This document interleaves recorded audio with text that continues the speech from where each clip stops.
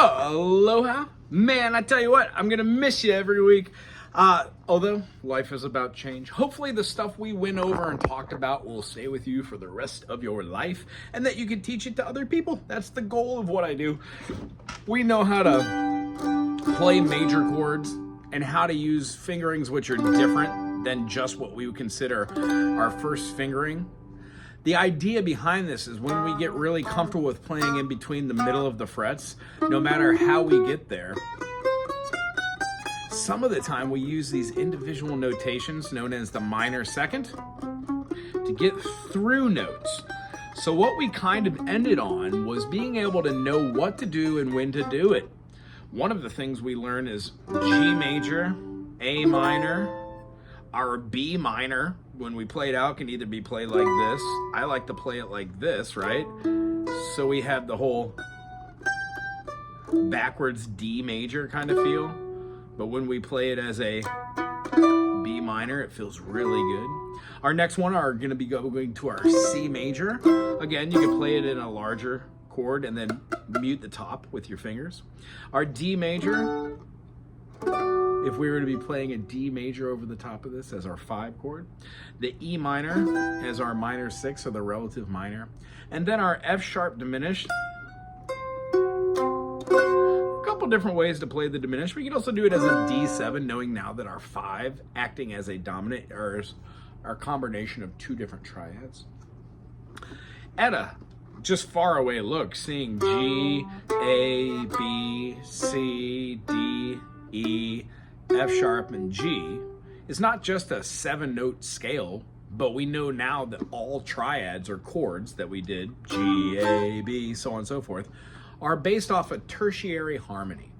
These 2 notes are called dyads, or just harmonies. When we have a major third and we add it to a minor third, in the case of G major, the distance between the G note and then the distance between going up to its major third, the B, is a major third. Well, when we go up a major third, we can go down a minor 6. So the feeling of knowing what our intervals are, whether above and below or above, gives us distances between those 7 notes. Now, a lot of the time they sound good, like the G, B, and D is a consonant. All those together resonate. Whenever we alter that third and play it, you know that we get our minor chord. The concept is if we know that the D is going to be our 5th, we can hear a minor as having a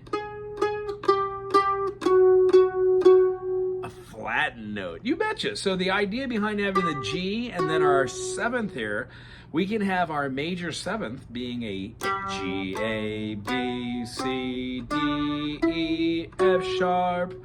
In the key of G minor, when we play that F sharp, we would have a chord called a minor major. Now, generally we don't hear a lot of these, but I'm glad we discussed how a triad can either be a major, like a G major, or we can play it with a flat 5 and a flat 3 and give ourselves a, you betcha, a diminished chord. We can also take that G major and sharpen the 5th, which would give us our G augmented, and then our G minor aforementioned with the flat 3. Between these 4 triads, these are all of the chords that we have. Each stacking is different. Major chords have a major third, minor third. Minor has a minor third, major third. Diminished, minor third, and then the augmented is a major third, major third. All of these lead to being able to know what our 1, 3, 5 are. And when we play through a scale or a preference, we can say G, B, D, G, B, D, G. Well, these notes, in combination with scale pattern notes, form different melodies. So a 1, 4, 3, 2, 1, 2, 3, 4, 7, 1 can become a melody line over the top of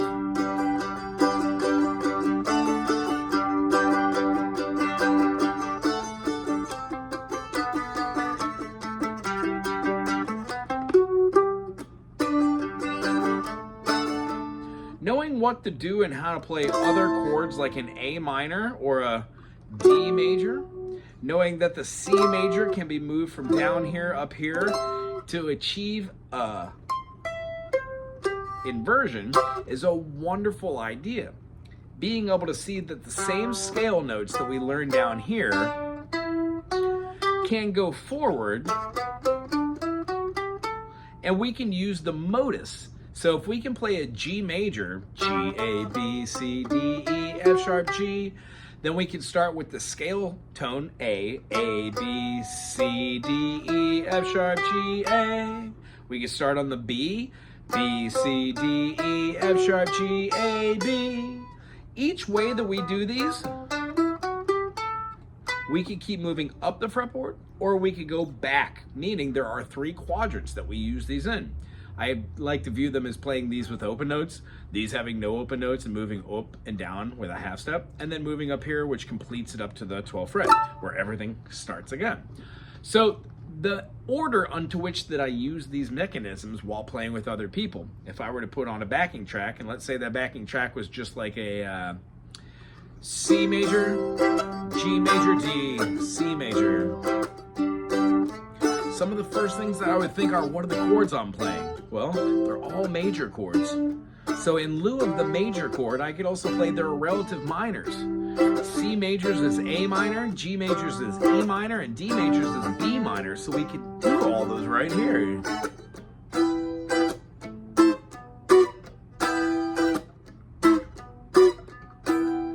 This is a great way to have an A section and a B section. Use the passing chord, and then back into a groove. C major, G major, D. Over the top of that, we can play C, D, E, F, G, A, B, C. Over the top of C major, as there are no sharps and flats. When it goes from here to here to here, if we were to play our G, A, B, C, D, E, F sharp, we'd then be changing the feeling of our C, G, and D by implementing a note that's in the key of D and G, but not in the key of C. So the idea is, can you play that progression, C, G, D, C, and do a C major with a raised fourth called C Lydian? Maybe.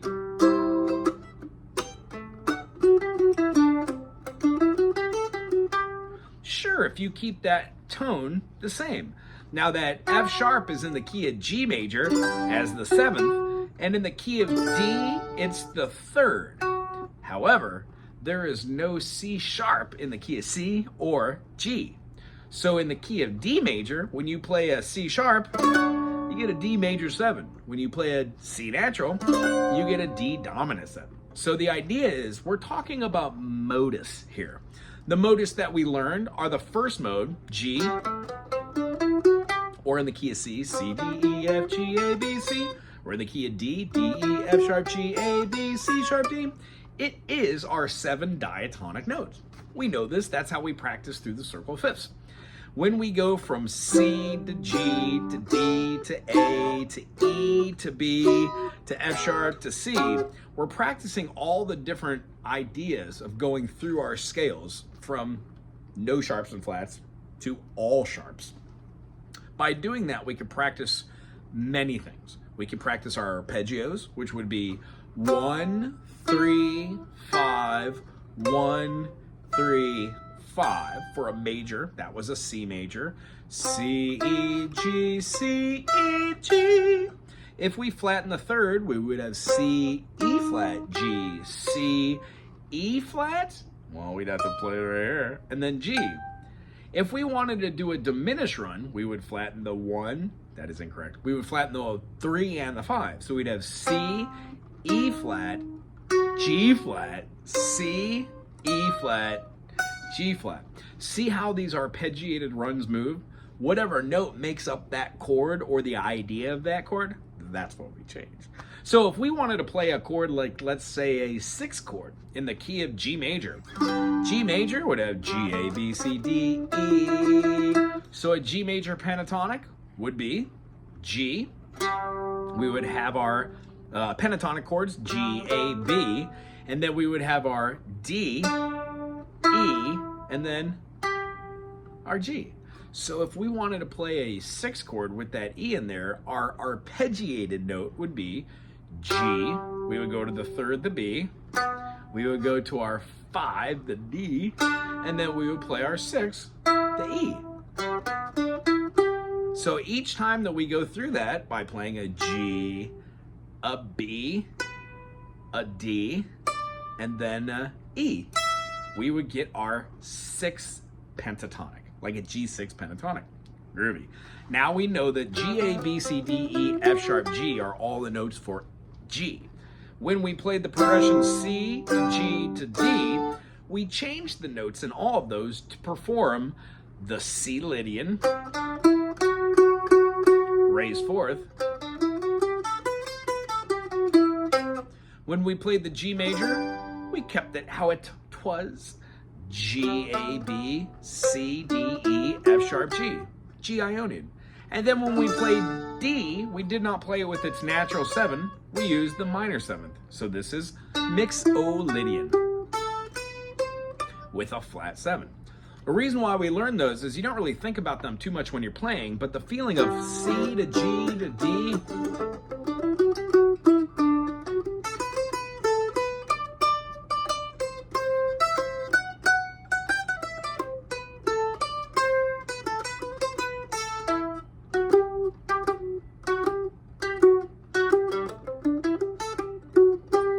we can use our C major with our A minor pentatonic if we want.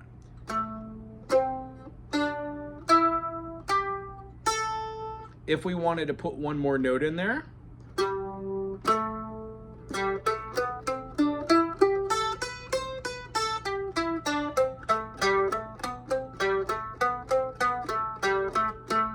we could write some pretty cool leads or melodies with that. So the idea that I always like to leave students with is when we met, we know how to play a couple chords in root position. Now we know how to play extending chords. Sorry. We know how to flatten to get different types of chords. We understand now that there are majors, minors, and diminished in all major keys, what the relative minor is of every key, and then how to utilize those when playing out. The next real big step is to start playing out with people or play with backing tracks and start making up your own melody lines. Seeing that when we do pentatonics like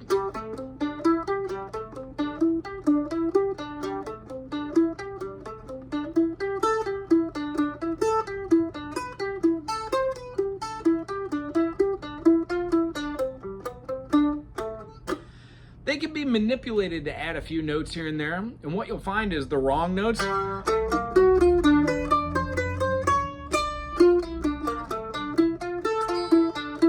are only really wrong notes in passing. They go away. You can adapt to make your fingers play the notes that you practice in patterns.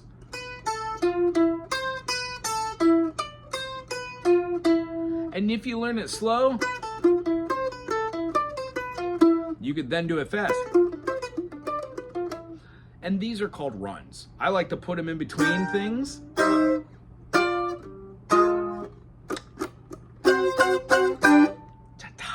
And play different scale patterns. You don't have to go super fast.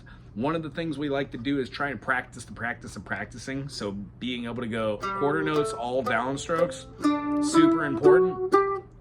Alternating picking for eighth notes. And then doing each individual note with alternating picking. You could even do your eighth notes and then speed it up for your 16th notes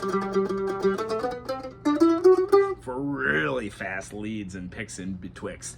So the idea knowing that you go from beginner concepts of knowing how to play a couple chords in a key to like playing in a weird key like F major, G minor, A minor, B flat major, C major, D minor, our E diminished, and then back to our F.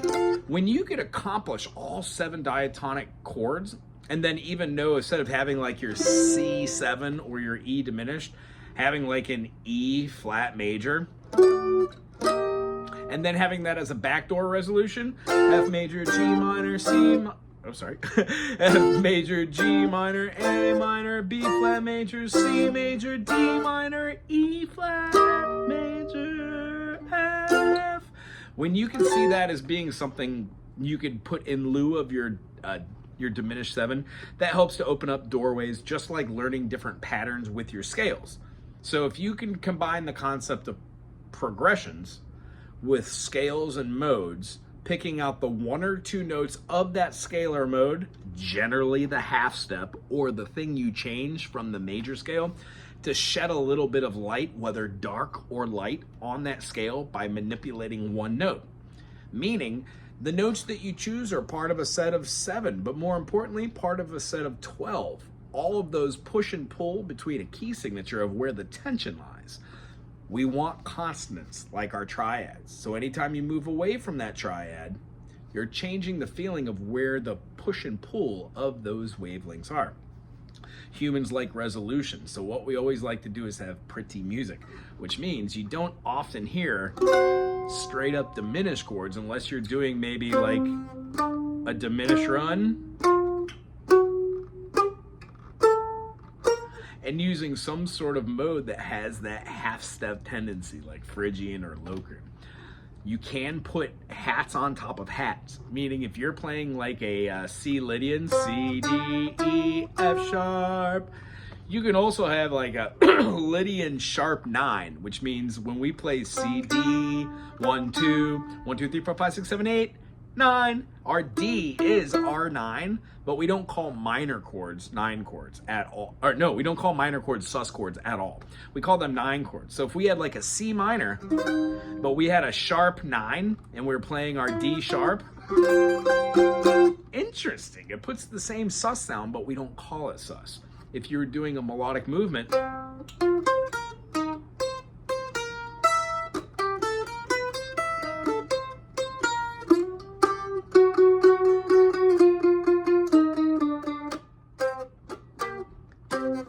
little runs in between that C minor, being able to play and coming up with something creative over any sort of rhythm or any sort of chord is kind of where you're at right now. So the best way to do that is write music. We did a little bit of part writing, but you nailed it today on our last time together. Tone leading, part leading. That's the next part of your adventure that you're going to want to check out. Tone leading relies on you being able to do a chord,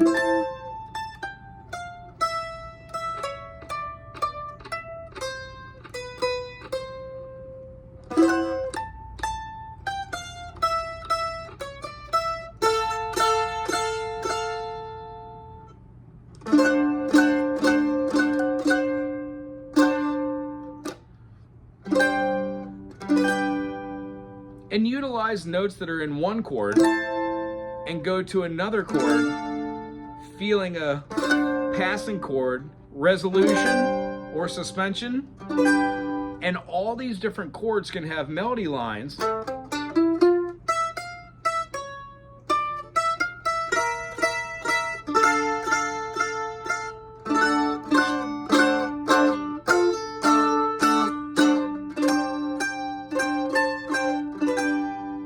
and we can move through the notes and the chords of D major by making it a sus, or making it a sus2, playing D major down here and also making it a major 7, a dominant 7, a 6 chord, a 5 chord, a flat 5, going through all the different notes and inversions, feeling out what the 1 to 3, 1 to 4, being able to name them as being, let's say in the key of C, C to C sharp is a minor 2nd, major 2nd, minor 3rd, major 4th, perfect 4th, major 3rd, perfect 4th, augmented 4th, perfect 5th, augmented 5th, minor 6, major 6, minor 7, and then our resolution. We have that major 7 and minor 7 for a reason. They both sound super different for each key. So G majors would have like G major with an F sharp. Gorgeous. And then the dominant, a little different, isn't it?